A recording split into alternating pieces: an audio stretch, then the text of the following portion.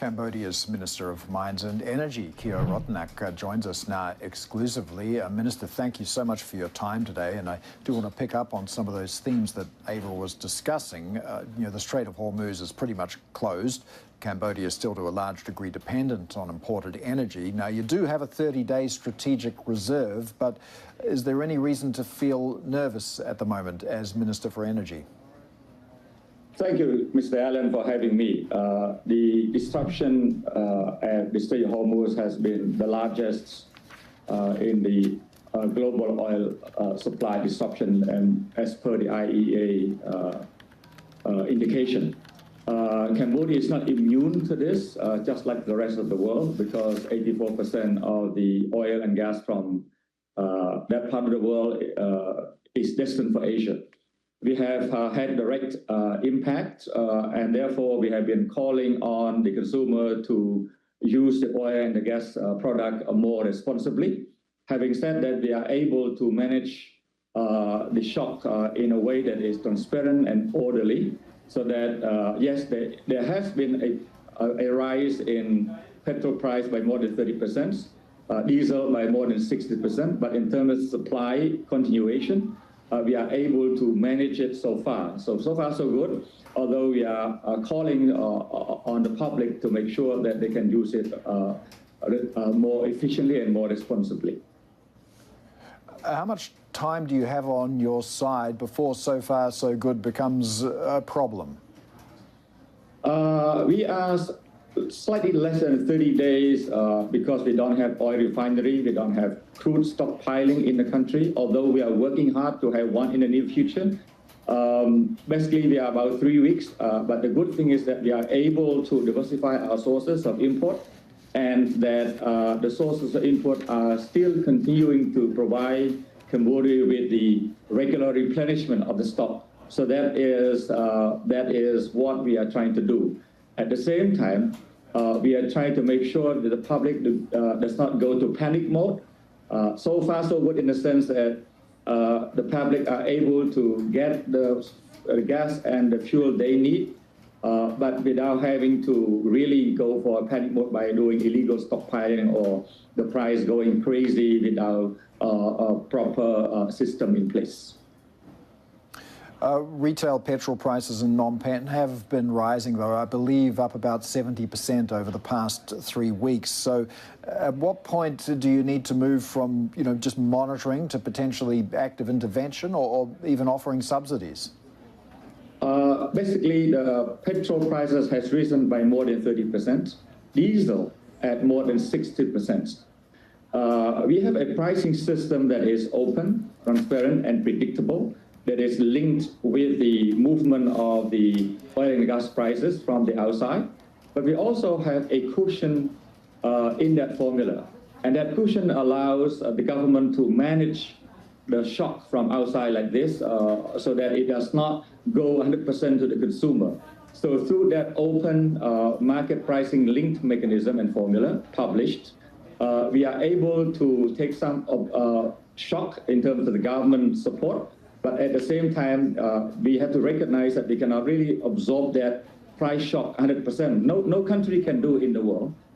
Just Cambodia is the same. So we try to have a system that allows some shock to be absorbed by the government, but also some to be shared by the consumers. So this has been in practice for quite a while, and it's done in a way that is transparent to the public, so that no importer or industry partner can really exploit the situation by going for profiteering. Do you imagine you will need any policies to support cost of living pressures for the public? We are. One is starting with energy. The good thing is that Cambodia is already at more than 63% clean energy. If you look at the Cambodian grid today, we are more than 63% clean energy based. So, and situation like this highlight the importance that Cambodia has been right all along, that our energy transition has to be going forward, and our target is to have at least 70% clean energy by 2030, which is not far from now. So when we have this kind of shock, the energy system of Cambodia is still evolving around depending on electricity as the bulk of the shock absorber. We have been able to electrify a little bit already for the transport sector. We have been doing quite well with the manufacturing sector. Agriculture, we are moving into that as well. So this kind of shock can be absorbed by clean electrification. Now, on the oil supply side, the government is reviewing all the pricing formula with the view to making sure that we can absorb further price shock from the international price movement. So that even price going up more, we believe that we have a pretty decent cushion to make sure that our consumers can be protected. You mentioned earlier that there is a plan recently announced for Cambodia's first oil refinery by 2029. Can you talk to us a little more about the significance of that? And does it just create a different kind of dependency because you still do need to import oil? It would, but I would like to again highlight the three important components for our policy. One is that energy efficiency has been and will always be at the core of our energy security going forward. Secondly, we have to really improve our electricity further by going cleaner, at least 70% by 2030, but also move to a faster rate of electrification, transport, manufacturing, agriculture. So if we could do that, it would certainly lessen the dependency of the import of petroleum and gas products. Now, of course, our energy system, just like many of the systems in the world, we would not be able to disconnect entirely from oil and gas anytime soon. And therefore, we are working hard to have a refinery, because when we have refinery, we can do strategic stockpiling in terms of the crude oil. So far, our stockpiling has been around petrol, gas, and diesel, which is not the best scenario. Aware of that, but we are working hard in negotiating with proposal from the United States, from China, from Japan, and others to look at the possibility of oil refinery. And we hope we will be able to do so in the next 4 or 5 years. Well, we have actually seen a slump in oil imports into Cambodia, 7.8%, I believe, so far this year. Is that an indication that your energy efficiency and your clean energy transition plans are working, or is it an indicator of a slowing economy? It is basically largely the success of the electricity sector. We have been able to reduce the electricity import. We used to import a lot from neighboring countries, but we have been able to reduce import, for example, from Thailand to zero, because we are able to do a lot more domestically. And we also successful to some part in terms of energy efficiency program. Yes, the slowing down of the economy also has a factor to play, but that does not mean that the electricity sector is not improving also. So if you look at manufacturing, it's still growing. That means that electricity is still providing to the manufacturing sector is a lot more in terms of quantity, but energy efficiency has been successful in curbing the energy intensity in manufacturing. But in terms of the electrification also, we are able to do more for EV. So we're rolling out a larger scale EV charging station across the country right now. Is the argument for new coal-fired power plants in Cambodia effectively dead now? Can we say that there won't be any more?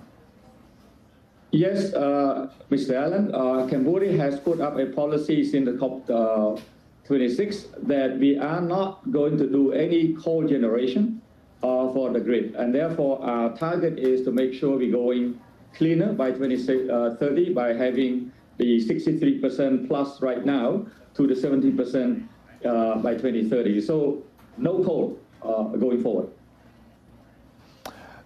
Just on the conflict on the Strait of Hormuz, I mean, Cambodia does have a stance of neutrality on this, but if energy prices continue to rise, if this conflict continues to drag on, do you feel you might need to align yourself with somebody, even if it is, for example, India that's managed to get 2 gas tankers through, or China as well, which is, well, apparently allowed to transit the strait? Are these relationships something that you would seek to leverage?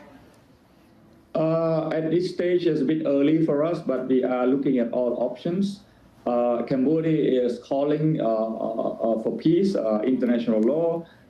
We understand the issue, the challenge at the Strait of Hormuz, but we are very much in talks and support our friends and allies. That include United States, Europe, China, India alike, and ASEAN also. But currently, the point is that we are trying to do what we can to make sure that the flow of oil and gas from different sources will continue to be the case. And we basically see there's an enormous amount of goodwill on the part of many big players. I'm talking about US, Europe, Japan, China, Korea, ASEAN in general. So we are seeing that kind of collaboration in the middle of this crisis. That's a good part.